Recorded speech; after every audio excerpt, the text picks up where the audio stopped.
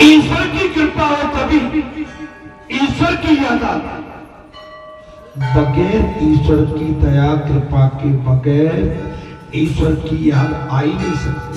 अतः हो सके तो प्रतिदिन गजेंद्र स्तुति का पाठ करो,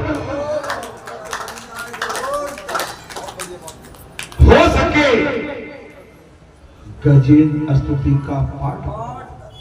उधर गिरा ने गज को पकड़ा है और उधर प्रहलाद ने आवाज लगाई है। महाराज किन्ने, महाराज के ध्रुव ने, प्रहलाद उधर भगवान को गज ने आवाज लगाई और उधर ध्यान में प्रहलाद बैठे, लेकिन भगवान ने पहले गिरा से गज को बचाया और उसके बाद भगवान अपने महाराज प्रिय भगत प्रहलाद के पास पहुंचे और पहुंच के क्या कहते हैं, बेटा प्रहलाद मुझे क्षमा कर देना, आने में देर हो गई। भगवान इतने दयालु, भगवान जैसी वस्तु कोई है नहीं। भगवान सबके कर्णधार है।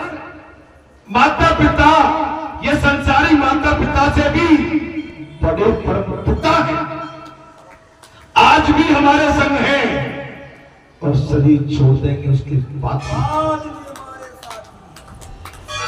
ये रिश्ता तो आज अभी तक का है, लेकिन परमात्मा का रिश्ता अखंड है, अलग है, अनादि है।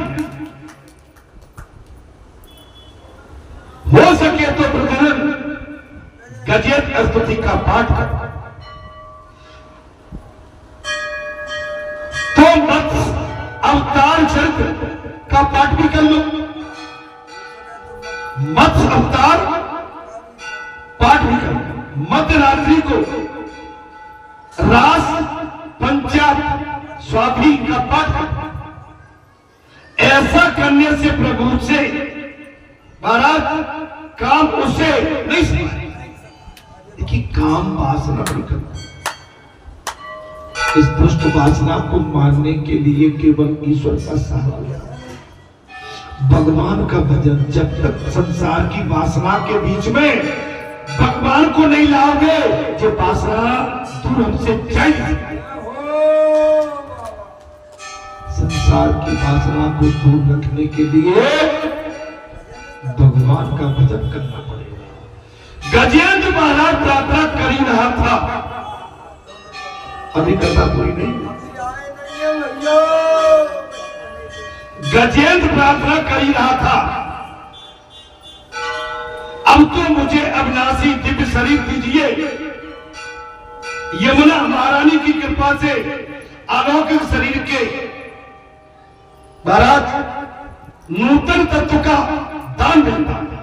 नाथ कृपा करके मुझे अविनाशी तजोमय शरीर दीजिए।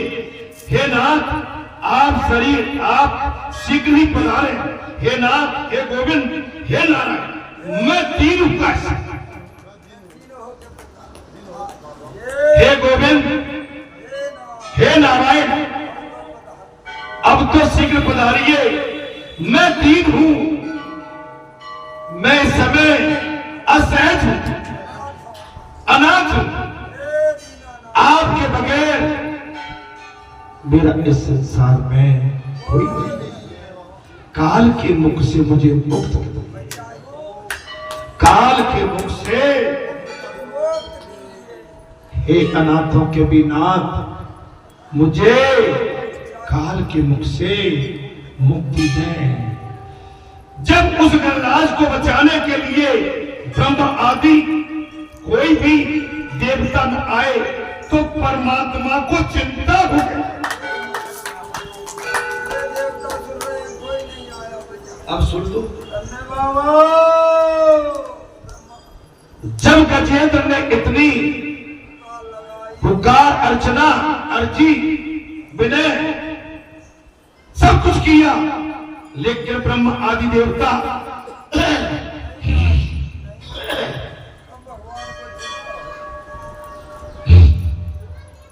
चिंता नहीं आई, परमात्मा को चिंता हो गई।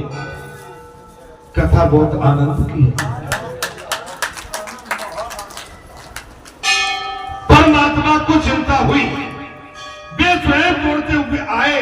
द्वारकानाथ निराधार के आधार हैं और अंतकाल में याद करने पर तो वे दौड़ते हुए चले आए। वे निराधार के आधार और विनय करने पर तो वो दौड़ते हुए आते। गजेंद्र ने भगवान को आते हुए देख लिया।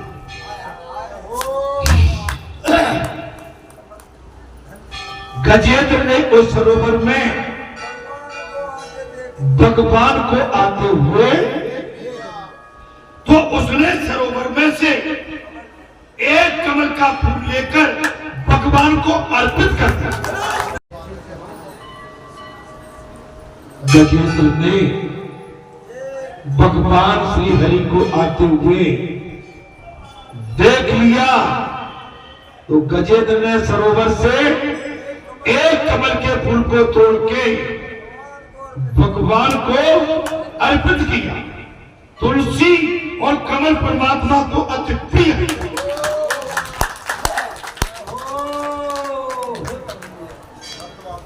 तुलसी, अरे अब तो सुन लो मेरे भाई,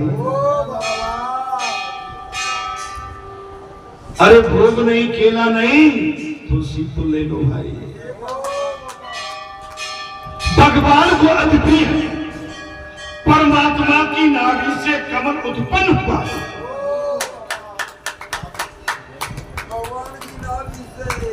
भगवान की नाभि से कमल की उत्पत्ति होती है।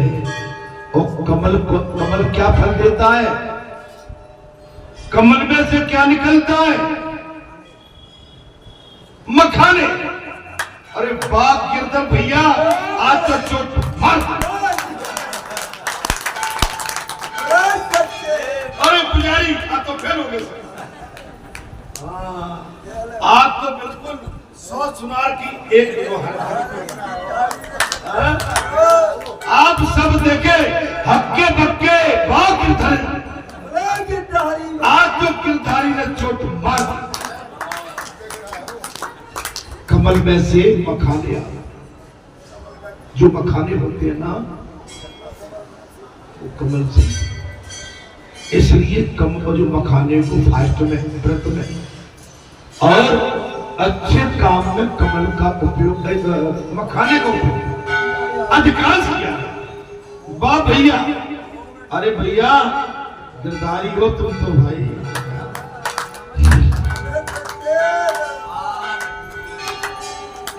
तुलसी और कमल परमात्मा को अति प्रिय है। परमात्मा की नाभि से कमल उत्पन्न हुआ। कमल ब्रह्म का सर्जन नहीं है।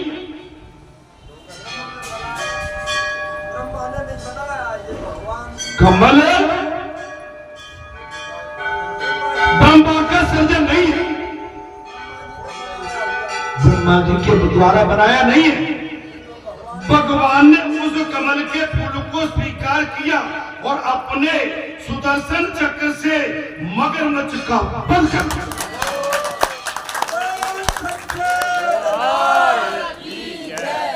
भगवान श्री हरि ने कमल के उस पुष्प को स्वीकार करते हुए और सुदर्शन चक्र को महाराज ध्यान में लिया और उस मगरमच्छ का वध कर दिया। ज्ञान चक्र से ही काल का नाश हो सकता है।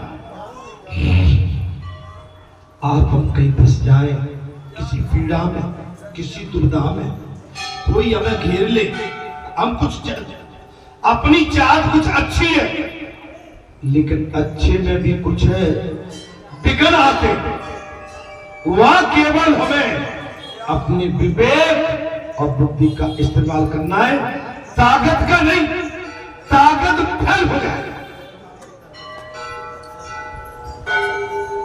ताकत क्या होगी?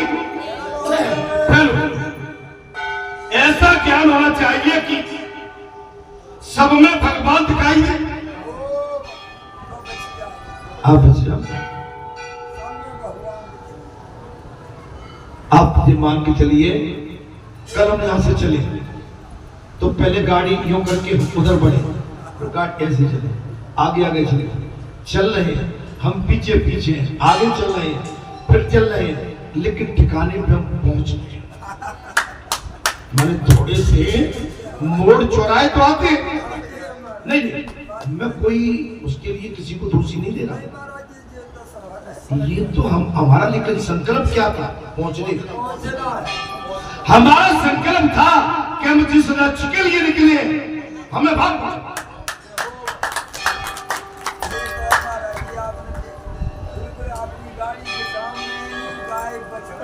गाय बछड़ा। तो मेरा आस है आपको ये है कि आपका संकल्प अगर सत्य है तो मोड़ चौराहे और तिराहे और घुमदार बहुत आएंगे। अगर आपका लक्ष्य सच्चा है तो आप अपनी मंजिल पा जाएंगे।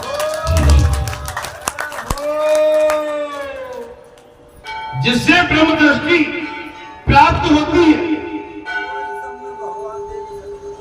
जिससे ब्रह्म दृष्टि प्राप्त होती है, वो सभी स्थान और वस्तु में प्रभु के दर्शन करता है। अच्छा एक चीज और बताएं, हम कथा में बैठे थे ना, जो कथा तो बहुत समाधान थी, उसमें कष्ट के भरी थी, माने अपार भरी थी, लेकिन जो कथावाचक थे उनका फोकस हमने ऐसा पकड़ा मारा, उनका फोकस हमने इधर तो नहीं होने।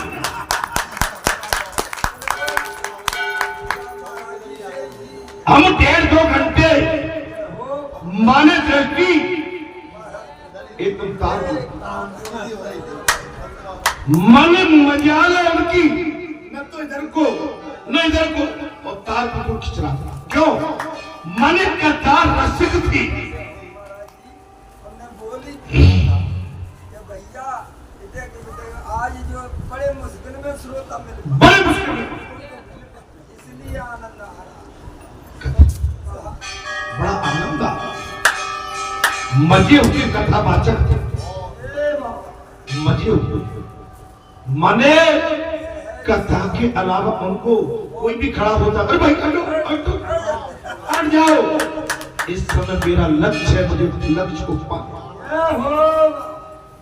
ब्रह्म ज्ञानी तो संसार में कहीं कभी कभी मिल भी जाए। ब्रह्मज्ञानी तो मिल जाते, कथा में प्रसंग आ गया, हे राजन, आपको संसार में ब्रह्म ज्ञानी तो चलते हुए किसी भी मार्ग में और किसी न किसी स्थान में आपको मिलते जुलते रहेंगे, किंतु सुखदेव भी ब्रह्म दृष्टि वाले बहुत कम ही मिल पाए। लेकिन सुखदेव भगवान ब्रह्म दृष्टि वाले माने वक्ता बहुत कम मिल पाए। माने वक्ता तो मिल जाएंगे, लेकिन भगवान सुखदेव जैसे वक्ता और परिचय जैसे श्रोता इस संसार में कहीं कहीं मिलते, कभी कभी कभी ऐसे ज्ञानी के लिए संसार बाधक हो ही नहीं सकता।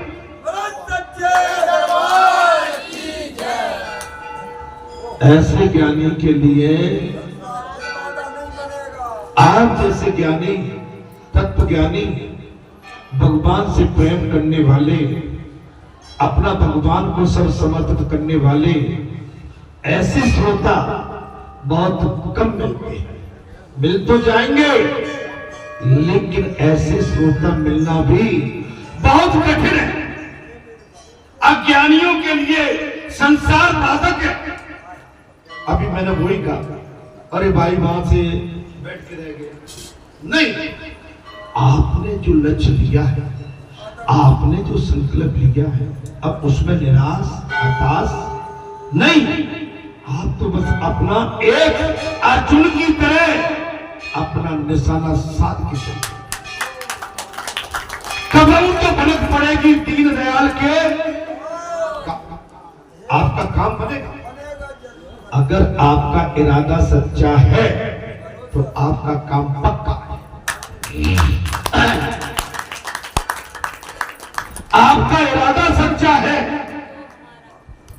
तो पुजारी जी आपका काम भी बनता है। और एक चीज जरूर आप करो, आश्रम में रह के हमेशा जागते रहो। भले ही सोए हैं लेकिन सोने में भी हम जागते रहे। सावधानी है, संसार का स्वभाव भी ठीक वैसे ही है। हम संसार में तो रहते हैं लेकिन जागते रहे।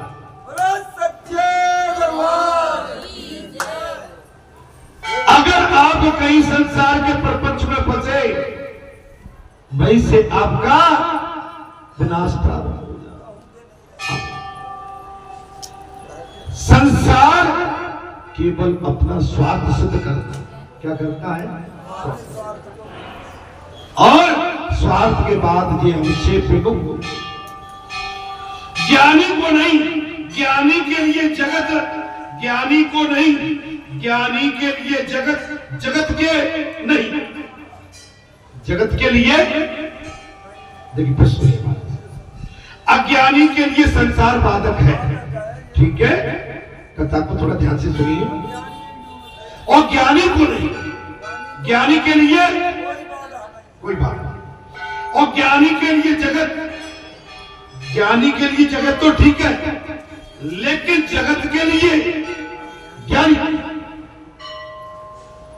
मनुष्य को अज्ञान की पकड़ से छूटना है। मनुष्य को अज्ञान की पकड़ से छुटकारा लेना है। जैसे हम कभी रमा पढ़ते हैं, भाग पढ़ते हैं, दौड़ पढ़ते हैं, कोई बात सुन लेते हैं, हमें चाहे कितना बड़ा हमारा काम, बैठे कहीं अच्छे समाज में, अच्छे समाज में बड़े बड़े महापुरुष, आप भी महापुरुष हैं। देखिए मैं और कुछ कह रहा हूं। जिस समाज बैठा इसमें सभी के चेहरे पर प्रसन्नता है और मैं सभी को एक बड़े एक मन कहते हैं मान सम्मान के साथ आपको एक अच्छे समाज के प्रति मेरा भाव है आपको। लेकिन इस समाज में इतने बैठे और बैठे हुए समाज में अगर किसी के पास कोई भी एक बात आ जाए तो वो बैठे हुए उस पुरुष पर अगर चेहरे पर मायूसी छा जाए और उसके चेहरा मलिन होने लगे तो फिर वो समाज में अलग दिखता है। मैं आज खुल के बहुत बड़ी बात कहता, फिर वो समाज में अलग दिखता है कि भाई इस समाज में सब तो खुश है, सब तो प्रसन्न है, सब तो हंस रहे हैं, अभी ये भी हंस रहे थे, लेकिन मलिनता का कारण क्या है? और महाराज जी ने कल बहुत बड़ी कही थी कि दुख कितना भी आ जाए किसी के सामने मत रो, अगर रोना है तो भगवान के सामने। नहीं कहीं थी कि नहीं कही। मेरी बात को तो आप जो ले जाते हैं महाराज, बोले महाराज जी को तो कुछ नहीं बोल लेते, केसर को घुमा देते। आप जहां भी जाओगे यही बात आपको सब जगह महाराज जी की यही कथा कही, सबरी की सबरी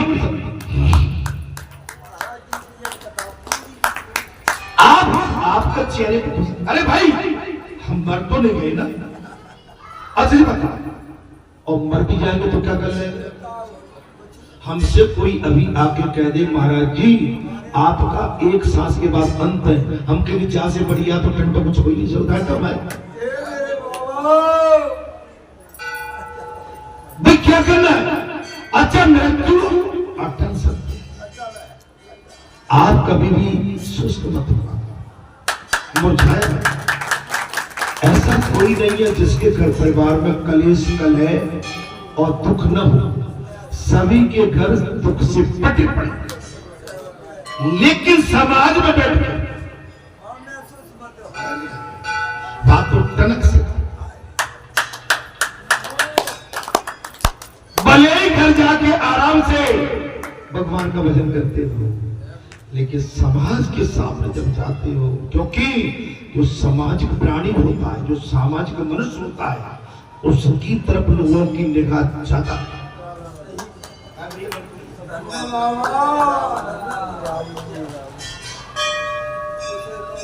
और हवाल इतना सुस्त हो जाए तो कहूंगा भैया आज चक्कर का है। और पुजारी से मैं कभी कह दे तो हमारा आज हंसने में क्या सकता, हंसते रहिए, होइए भाई तो राम रचना था और खूब कर बढ़ा बस भैया जो होना है वो तो हो गया।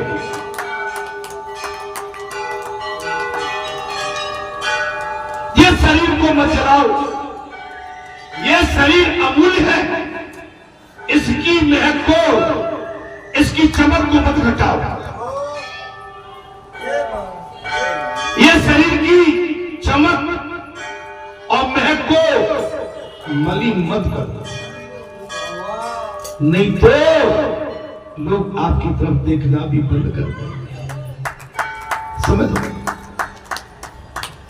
मैं आप किसी मेरी बात को, अरे भाई भगवान ने शरीर दिया है, हमारा प्रभु अमूल्य है। इस शरीर के बाद हमें कौन सी योनि मिलना है, जिगर भगवान ने जो समय हमको दिया है बहुत बढ़िया दिया है। मनुष्य को ज्ञान को पकड़ लेके छोड़ना, भगवान के सुदर्शन चक्र से मगरमच्छ की हत्या कर, आप भगवान के बने तब, गजेंद्र भगवान के बने तब, और गजेंद्र परिवार के बन के रहते तब, अर्थात सुदर्शन भगवान के दर्शन से काल की हत्या हो। भगवान के दर्शन मात्र से काल की हत्या होगी। बात वही आ गई, दोस्ती करना है ना तो काल से कर लो। काल मीन्स भगवान। कौन है काल? दादी, तो काल से डरते क्यों? काल से मित्रता करोगे तो डर नहीं रहेगा। हम आप डरे इसलिए रहते हैं, हम संसार से ज्यादा मित्रता करते हैं और हमको लगता है हमारे ये संसारी जीवन छूट जाए, हमारा परिवार, हमारे बेटे, हमारे नाती, हमारे पोते, हमारी पत्नी, हाँ पत्नी, क्या बोलो, हमने भी वो समय देखा है। अब मैं थोड़ा गदा हूं, हम उस समय यही तो कह रहे महाराज, हमारा तो जो होना जो स्वीकार है, लेकिन इस अबला का क्या? हमने अपने लिए नहीं, हमने अपना स्वार्थ तो साधा, हमने अपना स्वार्थ तो साधा, लेकिन परहित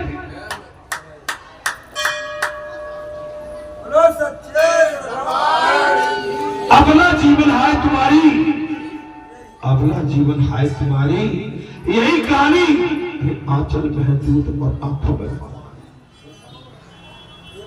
अगला जीवन हाय तुम्हारी, यही कहानी आंचल में है दूध आंखों में।